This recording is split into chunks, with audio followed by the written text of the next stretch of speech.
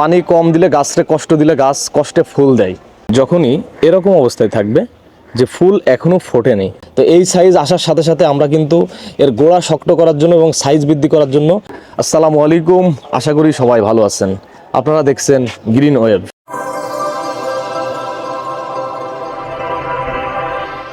আমাদের আজকের এপিসোডটা খুবই জরুরি হতে যাচ্ছে, কারণ আমরা জানি যে এখন নভেম্বর মাস চলে।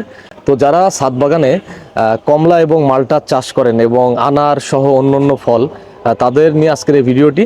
আজকের ভিডিওতে আমরা দেখাবো যে এই সময় আপনাদের গাছের কি কি যত্ন করবেন। আমরা জানি যে ছাদ বাগানে আমাদের গাছগুলো টবের মধ্যে আবদ্ধ থাকে। তো টবের যে খাবারটা থাকে সাধারণত গাছ যখন ফল দেয় তখন কিন্তু একসময় এই খাবারগুলো শেষ হয়ে যায়। গাছ ফল প্রদানের মাধ্যমে কিন্তু এই খাবারগুলো চুষে ফেলে।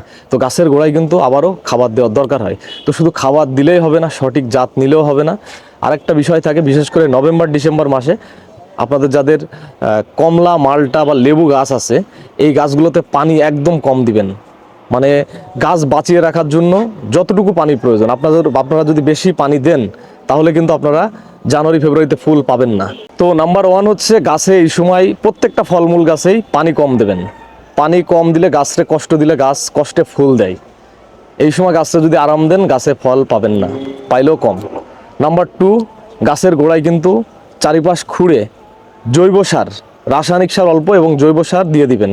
শুধুমাত্র রাসায়নিক উপর ডিপেন্ডেন্ট থাকবেন না, কারণ রাসায়নিক এবং জৈব দুটাই গাছের গোড়ায় লাগে।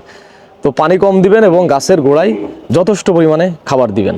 দর্শকবৃন্দ, আমরা আমাদের ছাদ বাগানের একটা লেবু গাছের সামনে আছি, সিডলেস লেবু গাছ। এই গাছটিতে প্রচণ্ড ফুল এবং ফল আসে। তো আমরা দেখেন ফুল ফল বেশি আনার জন্য আমরা গোড়ার মাটিটা কিন্তু ভিজা রাখিনি, আর কি শুকনা রাখছি। এই সময় সাইট্রাসে পানি দেওয়াই যাবে না।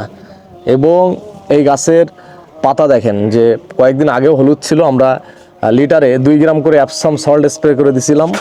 এবং ফুল যখনই চলে আসবে তখনই কিন্তু আমরা ফুল ফোটার আগে এই গাছে ছত্রাকনাশক এবং মাকড়নাশক আমরা স্প্রে করে দিব। এরপরে ফলের সাইজ, যেহেতু এটা 12 মাসই লেবু, সেহেতু অলওয়েজ কিছু না কিছু গাছ ফল থাকে। তো এই সাইজ আসার সাথে সাথে আমরা কিন্তু এর গোড়া শক্ত করার জন্য এবং সাইজ বৃদ্ধি করার জন্য মাসে একবার বোরন স্প্রে করে দিব।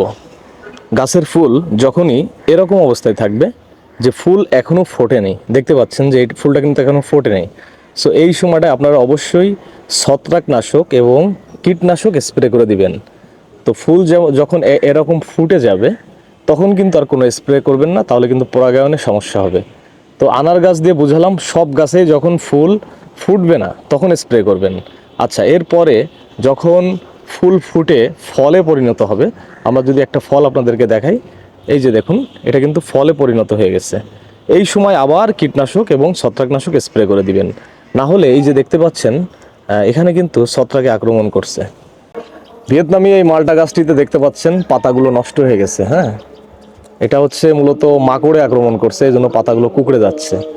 তো আপনারা এই সময়টায় যত সাইট্রাসের গাছ আছে, বিশেষ করে কমলা মালটা আনার গাছ, এইসব গাছগুলোতে লিটারে 1 গ্রাম করে প্রতি মাসে একবার লিটারে 1 মিলি করে ভার্টিমেকটা অবশ্যই স্প্রে করে দিবেন। এছাড়া অনেক মাকড়নাশকই আছে যেগুলো আপনারা স্প্রে করতে পারেন। তার 3 দিন পরে ছত্রাকনাশক, বিশেষ করে আমরা ম্যানসারটা ব্যবহার করি, এরপরে অ্যামিস্টার টপ ব্যবহার করি। এগুলো অবশ্যই আপনারা কিন্তু লিটারে 1 গ্রাম করে মাসে একবার অন্তত স্প্রে করে দিবেন। এছাড়া ফল গাছগুলোর যেসব ডালগুলো এরকম শুকাই গেছে, এই শুকনা ডালগুলো অবশ্যই ছাঁটাই করে দিবেন, নাহলে ফুল ফল আসতে সমস্যার সৃষ্টি হবে।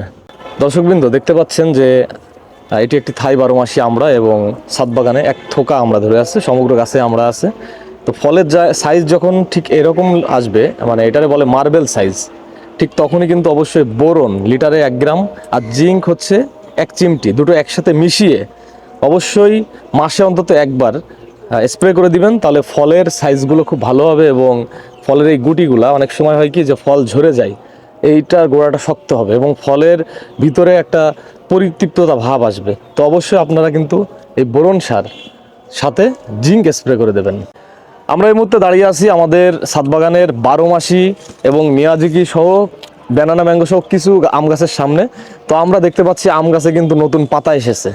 তো এই সময় খুব একটা সেন্সিটিভ বিষয় যে গাছে যেসব নতুন পাতা আসবে, আপনারা কিন্তু এই নতুন পাতা আসার সাথেই ছত্রাকনাশক এবং কীটনাশক স্প্রে করে দেবেন, কারণ পাতা এক ধরনের পোকায় খেয়ে যায়। পাতা যদি নষ্ট করে ফেলে তাহলে কিন্তু এই গাছে ফলের গ্রোথ ভালো হবে না। তো অবশ্যই নিয়মিত মাসে অন্তত একবার কীটনাশক এবং ছত্রাকনাশক নতুন পাতা আসার সাথে স্প্রে করে দিবেন।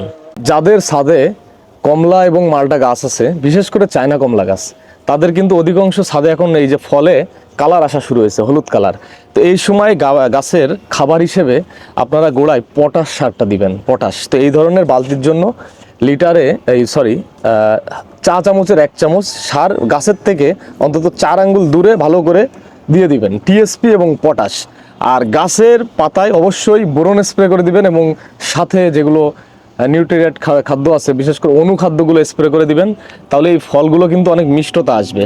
এমনিতেই চায়না কমলার আমাদের এখানে যে জাত আমরা সাধারণত সেল করি, এগুলা কিন্তু খুবই সুস্বাদু এবং কোয়া হয় এবং এটার কালার হলুদ আসে।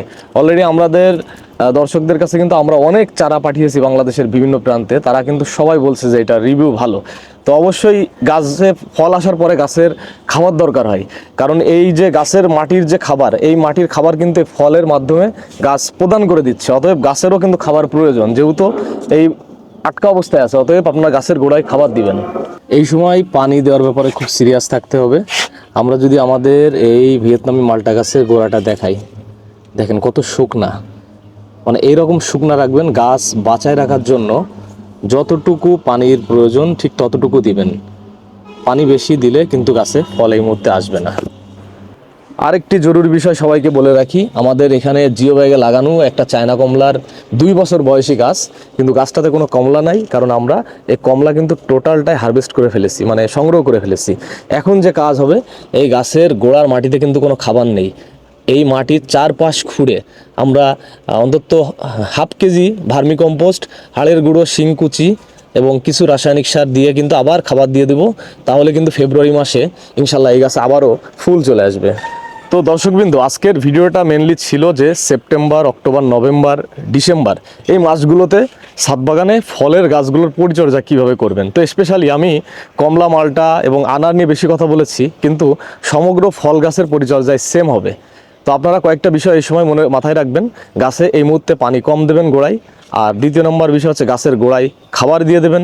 তৃতীয় নম্বর বিষয় হচ্ছে গাছের নতুন পাতা এবং ফুল আসার আগে, গুটি সেট হওয়ার ঠিক আগের মুহূর্তে আপনারা অবশ্যই ছত্রাকনাশক এবং কীটনাশক স্প্রে করে দিবেন।